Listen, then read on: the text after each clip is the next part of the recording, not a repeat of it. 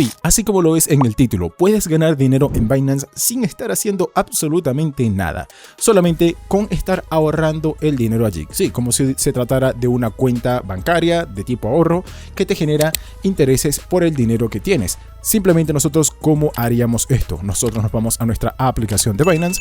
Una vez que nosotros estemos aquí dentro de nuestra aplicación de Binance, pues tendremos que dirigirnos en la parte de abajo donde vemos que aparecen todas y cada una de estas opciones y nos vamos a este apartado de activos. Una vez que nosotros estemos en este apartado de activos, como vemos aquí aparecen la cantidad de activos o en las criptomonedas que yo tengo mis activos, y simplemente tendremos que dirigirnos a este apartado que se llama Earn o ganar. Allí nosotros le damos un clic y aquí directamente, como vemos, esta es la cantidad que he ganado en este caso hoy.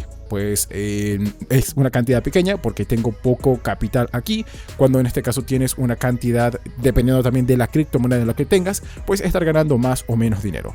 Aquí las que más generan dinero, si nosotros nos vamos a este apartado de Earn, son las criptomonedas como USDC, que te está dando un 7% anual. Esta que sería pues el dólar 1, que es en este caso esta criptomoneda de Donald Trump, que te está generando casi que un 10% anual. Y no solamente eso, sino que esta criptomoneda también está subiendo de precio.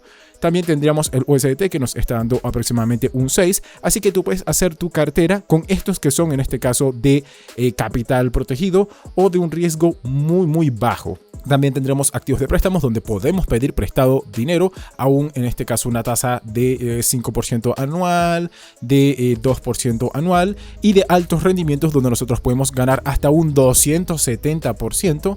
Con criptomonedas que son un poco más volátiles el precio, pues como Bitcoin, Ethereum, BNB, que nosotros podemos estar ganando como mínimo un 3.5%, 3.6% anual y un máximo de 270 o hasta 360 en el precio de lo que nosotros estemos haciendo. Así que, ¿cómo haríamos? Digamos que yo quiero hacerlo con USD1, simplemente le damos, aquí yo tendría que tener cantidad de simplemente nosotros seleccionamos aquí la cantidad máxima que tengamos, le damos en confirmar y directamente ya estaríamos ahorrando en esta criptomoneda.